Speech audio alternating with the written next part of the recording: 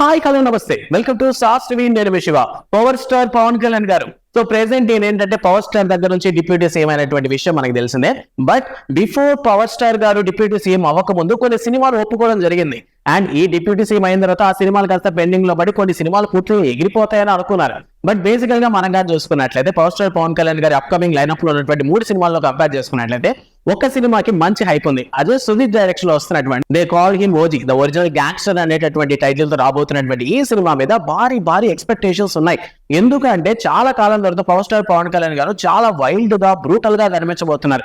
And అంతేకాకుండా ఈ సినిమాకి సంబంధించి సౌత్ కొరియా యాక్ట్ ని కూడా దింపడంతో సినిమా మీద ఎక్స్పెక్టేషన్స్ పెరిగాయి. అండ్ ఇప్పటికే సుజిత్ కూడా కొన్ని ఇంటర్వ్యూస్ లో చెప్పడం జరిగింది, జపాన్ కి సంబంధించినటువంటి ఒక సినిమా ఇన్స్పిరేషన్ ఆధారంగా ఈ ఓజీ సినిమాని తెరకెక్కిస్తున్నానని చెప్పడంతో అసలు పీక్స్ అనమాట.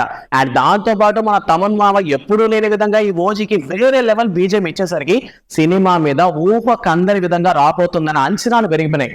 అయినప్పటికీ కూడాను ఈ సినిమా సెప్టెంబర్ 27th రిలీజ్ చేస్తానని చెప్పి కొన్ని కారణాల వల్ల సినిమాని పోస్ట్ పోన్ చేశారు. సర్లే ఏదేమైనా ఫస్ట్ మన ముందరకు వచ్చేది ఓజీఏ కదా అనుకునేటువంటి టైంలో క్రిష్ రాజమౌళి డైరెక్షన్ లో ఎప్పుడో స్టార్ట్ అయినటువంటి ఈ హరిహర వీరమల్లు అనేటటువంటి సినిమా ముందరగా రాబోతోంది. అదే మార్చి 28, 2025. సో ఓవరాల్ గా మనం కానీ చూసుకున్నట్లయితే మన పవర్ స్టార్ పవన్ కళ్యాణ్ గారు 2024 లో మన స్క్రీన్ మీదే కనిపించలేదు. అదే మన థియేటర్ లో ఒక్క సినిమా కూడా పడలేదు.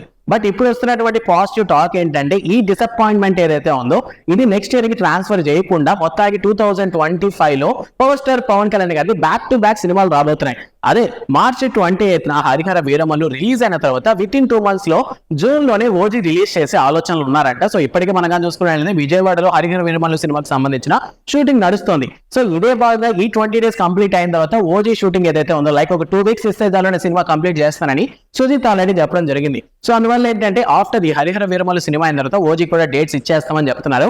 మరి ఉస్తాద్ భగత్ సింగ్ అనేది ఎప్పుడు స్టార్ట్ చేస్తారో తెలియదు, కానీ జనాల ఎక్స్పెక్టేషన్స్ లో లేదంటే వాళ్ళకు ఉన్నటువంటి ఎక్స్పీరియన్సెస్ లో కానీ చూసుకున్నట్లయితే ఓజీ లాంటి సినిమాని చాలా మంది చూడాలని ఆసక్తిగా ఉంటారు. సో అందువల్ల ఓజీ కూడా కంప్లీట్ చేద్దామని ప్లాన్ చేస్తున్నారంట. మరి హరిహర వీరమల్లుక ఓజీ కంటే మాక్సిమం చాలా మంది ఓజీకి ఓట్లు వేసే ఛాన్స్ ఉన్నాయి. We want blood. సో ఈ మధ్య కాలంలో వచ్చినటువంటి సినిమాలన్నీ కూడాను బ్రూటల్ గాను చాలా ఘోరాతిఘోరంగా రక్తాలు కత్తులు నరుక్కోవడం కాల్చుకోవడం సో ఈ విధంగానే జనాలు ఇష్టపడుతున్నారు. కాబట్టి రీసెంట్ గా వచ్చినటువంటి దేవన కూడా లిటరల్లీ అలానే ఉంటుంది.